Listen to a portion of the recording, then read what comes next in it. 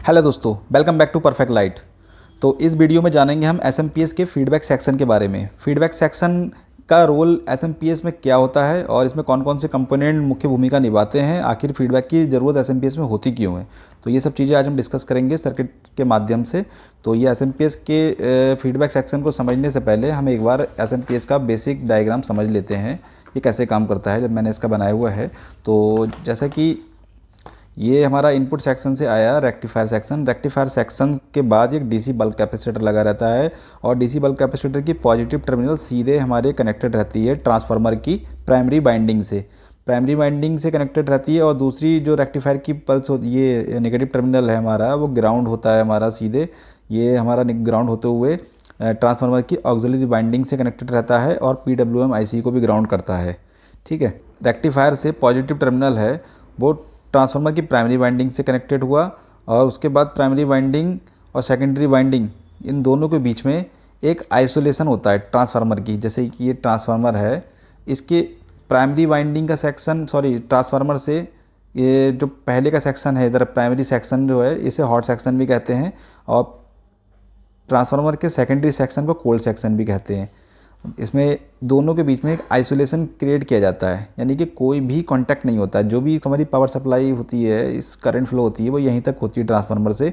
इस ट्रांसफार्मर से और इस सेकेंडरी ट्रांसफार्मर की तरफ बीच में कोई भी कनेक्शन नहीं होता है, इसको आइसोलेट किया जाता है। जैसा कि फिर दिखाऊँ दूसरे सर्किट में आपको, ये है। तो इसमें देखिए पूरा आइसोलेशन है। एक और इसमें क्लियर दिखेगा, हाँ इसमें देखिए क्लियर दिख रहा है एकदम। ये ट्रांसफार्मर है हमारा, यहाँ से इनपुट सप्लाई हुई और यहाँ गई। ये देखिए बिल्कुल एकदम सर्किट ही अलग हो जाता है, डिजाइन ही ऐसा कराया जाता है, कोई कांटेक्ट ही नहीं होता है इस सर्किट से इस सर्किट का। दो पार्टों में प्राइमरी सेक्शन यानी कि हॉट सेक्शन और सेकेंडरी सेक्शन। ऐसा इसलिए किया जाता है दोस्तों क्योंकि ये प्राइमरी सेक्शन हमारा जो हॉट सेक्शन होता है, इसमें काफ़ी लाइव वोल्टेज रहते हैं। 250 वोल्ट से लेके 400 वोल्ट तक रहते हैं। ठीक है, और ये सेकेंडरी सेक्शन जो है, इसमें क्या होता है कि कोल्ड सेक्शन है, इसमें इतने वोल्टेज नहीं होते कि जो ज़्यादा नुकसानदायक हमारे लिए हो।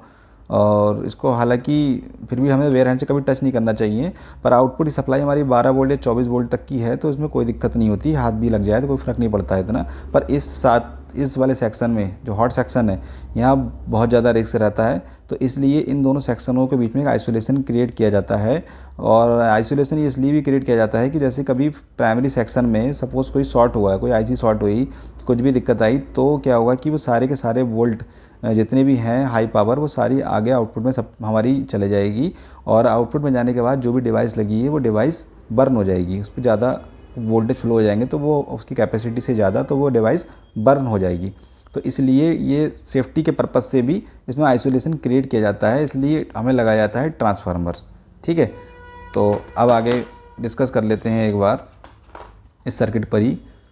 इसमें ये प्राइमरी सेक्शन हमारा ये कनेक्टेड है और सेकेंडरी सेक्शन ये है। और प्राइमरी सेक्शन से कनेक्टेड रहती है मॉसफेट, जो कि मॉसफेट स्विचिंग का काम करती है।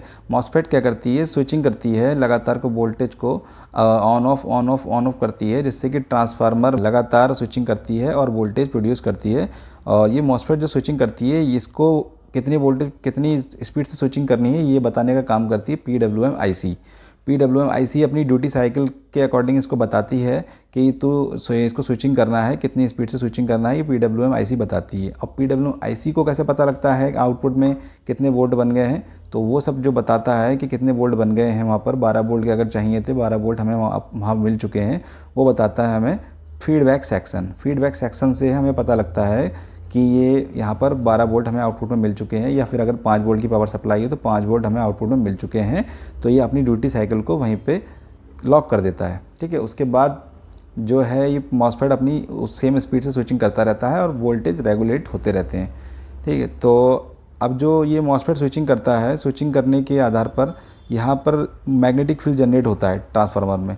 और ट्रांसफार्मर में जब मैग्नेटिक फील्ड जनरेट हुआ, इसकी सेकेंडरी में भी मैग्नेटिक फील्ड जनरेट हो जाता है। क्योंकि ट्रांसफार्मर की जब प्राइमरी वाइंडिंग में मैग्नेटिक फील्ड जनरेट होते हैं, तो वो मैग्नेटिक फील्ड आपस में ऐसे कोलैप्स भी होते हैं, जिसकी वजह से सेकेंडरी में हमारे वोल्टेज जनरेट हो जाते हैं। अब सेकेंडरी में एक डायोड लगा के यहाँ से आउटपुट ले लिया जाता है और साथ में एक यहाँ फ़िल्टर कैपेसिटर लगा दिया जाता है, ताकि जो DC है हमारी वो फ़िल्टर हो जाती है और यहाँ से आउटपुट को ले लिया जाता है, रिसीव कर लिया जाता है।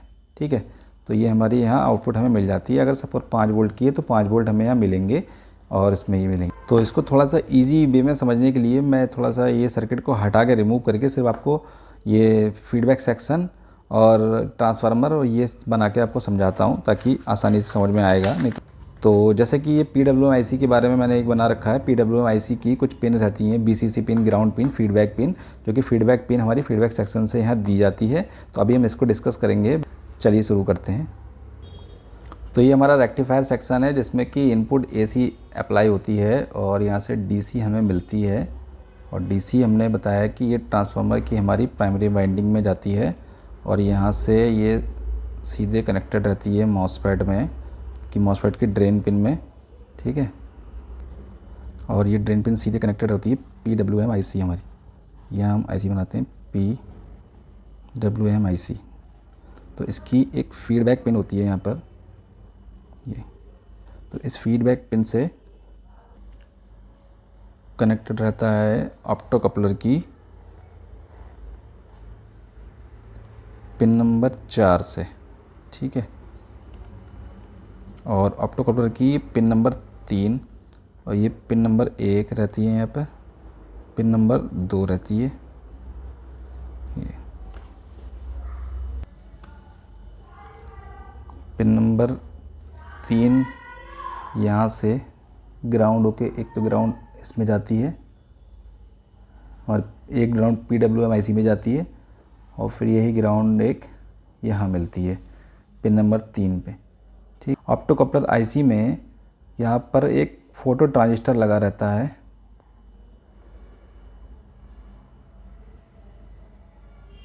ठीक है। एक साइड फोटो ट्रांजिस्टर लगा रहता है और दूसरी साइड एक LED लगी रहती है इसके अंदर। IR LED होती है ये, ठीक है। तो ये होती है पिन नंबर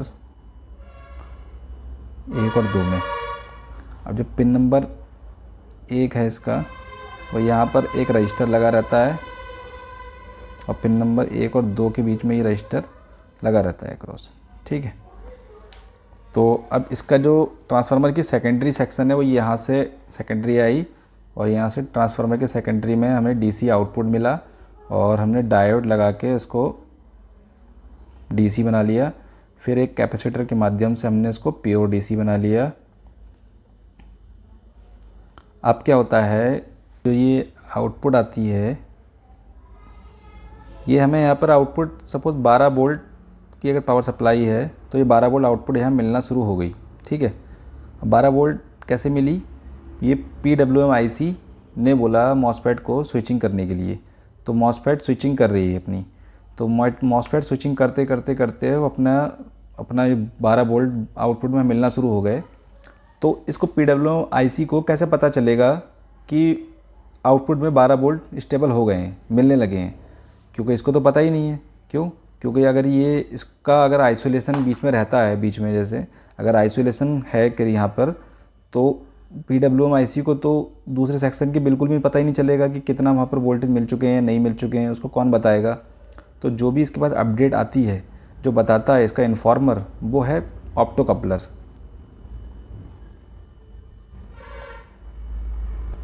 वो उसको ऑप्टो कपलर होता है। तो जो PWM-IC का इन्फॉर्मर होता है वो ऑप्टो कपलर होता है। ऑप्टो कपलर इसको बताता है PWM-IC को कि आउटपुट में अब 12 वोल्ट आ चुके हैं, आप अपनी ड्यूटी साइकिल को स्टेबल कर दें, ठीक है। जो भी अगर सपोज़ ये इसके 70% ड्यूटी साइकिल पर या 75% ड्यूटी साइकिल पर ये चल रही थी और 12 वोल्ट वहाँ मिल चुके हैं, तो ये 75% पर ही लॉक कर लेगी और इस पे ही सेम स्विचिंग होती रहेगी। तो 12 वोल्ट हमें आउटपुट में मिलते रहेंगे। अब ये आता है कि ये ऑप्टो कपलर कैसे बता दे रहा है इसको PWM-IC को, जबकि दोनों में आइसोलेशन रहता है। तो यही खासियत होती है दोस्तों इस कंपोनेंट की, ऑप्टो कपलर की। मैं आपको दिखा देता हूँ। ये ऐसा दिखता है ऑप्टो कपलर। आपने जो काम करते हैं उन्होंने देखा होगा कि ऑप्टो कपलर ऐसे ब्लैक कलर की ये IC रहती है 4 पिन वाली। इसकी पिन नंबर ये 4 पिन रहती हैं इसकी। जो इनपुट सेक्शन में हमारे ये पिन रहती हैं वो पिन नंबर 3 और पिन नंबर 4 रहती हैं। आउटपुट सेक्शन में पिन नंबर 1 और पिन नंबर 2 रहती हैं। तो ऑप्टो कपलर में क्या होता है कि आइसोलेशन ही होता है बीच में एक। ये एक ऐसा कंपोनेंट है जो कि दोनों तरफ के सेक्शनों से मिला नहीं होता है, डायरेक्ट ही कांटेक्ट नहीं होता है, बस एक एलईडी के ज़रिए सिग्नल देता है, तो सिग्नल से ये काम करता है। तो ऑप्टो कपलर की एक पिन में, जैसे पिन नंबर 1 और पिन नंबर 2 के बीच में एक एलईडी लगी होती है। जैसे ही ये एलईडी ग्लो करती है तो इसके ग्लो होने से फोटो ट्रांजिस्टर को एक सिग्नल मिल जाता है। फोटो ट्रांजिस्टर को सिग्नल मिलते ही वो क्या करता है कि फीडबैक को बता देता है, फीडबैक यानी कि PWM IC को बता देता है कि मुझे सिग्नल वहाँ से मिल चुका है, आप अपने स्विचिंग को वहीं रोक दें। ठीक है, तो अब क्या होता है कि इस सब चीज़ों को करने के लिए, जैसे 12 वोल्ट यहाँ मिल गया तो 12 वोल्ट को मुझे यहाँ पर लॉक करना है, तो इसके लिए एक जेनर डायोड लगा दिया जाता है।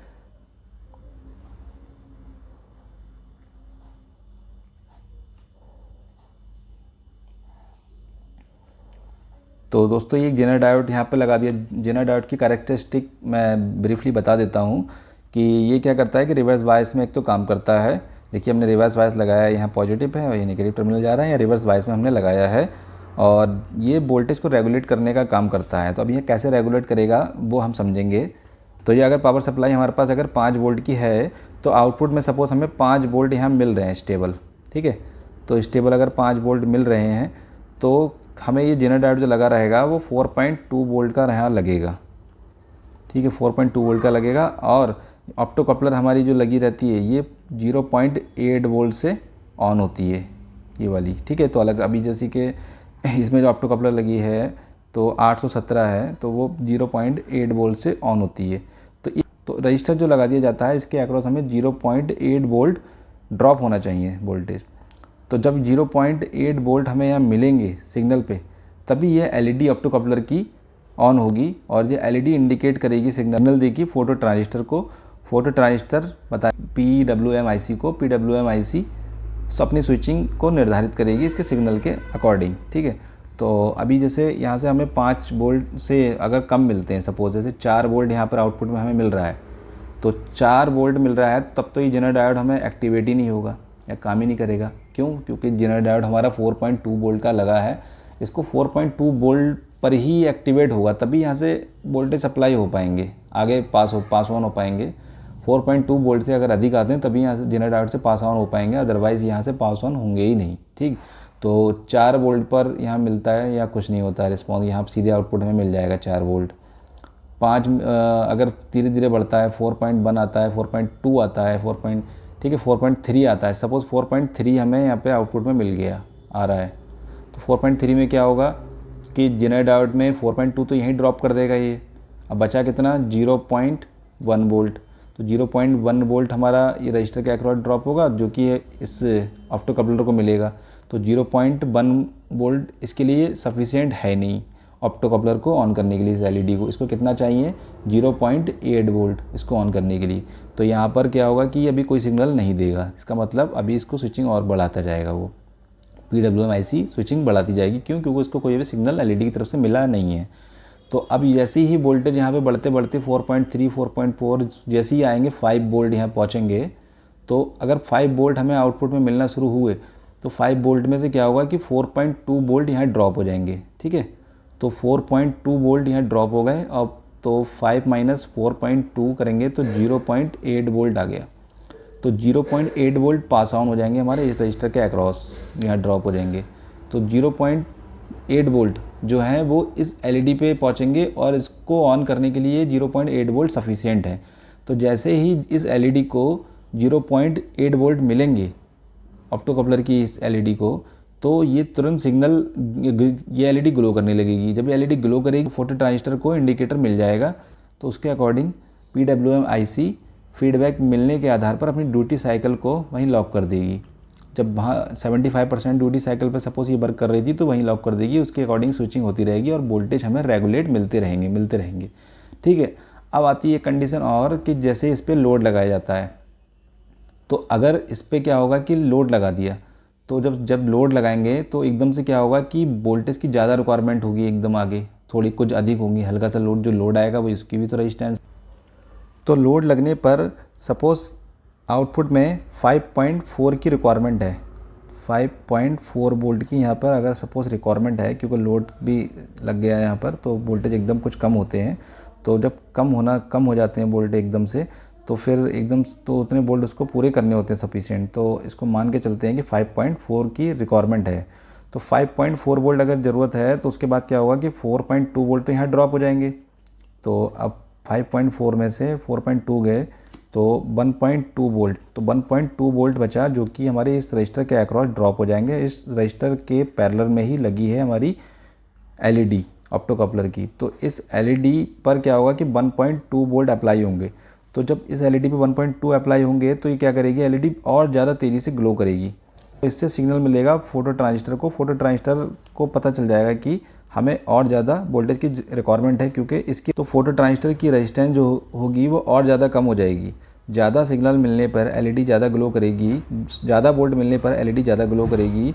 उसके अकॉर्डिंग फोटो ट्रांजिस्टर की रेजिस्टेंस कम हो जाएगी काफ़ी। तो इस पर ये फीडबैक सेक्शन PWM IC को सिग्नल जाएगा कि हमें और ज़्यादा वोल्टेज की रिक्वायरमेंट है। तो ये अपनी ड्यूटी साइकिल को बढ़ाएगी और आउटपुट पे जब 5 वोल्ट की जो भी सफिशिएंट रिक्वायरमेंट वोल्टेज हैं उतने मिल जाएंगे, तब ये अपनी ड्यूटी साइकिल को दोबारा से एलईडी के माध्यम से सिग्नल दे के रोक देती है यहाँ पर।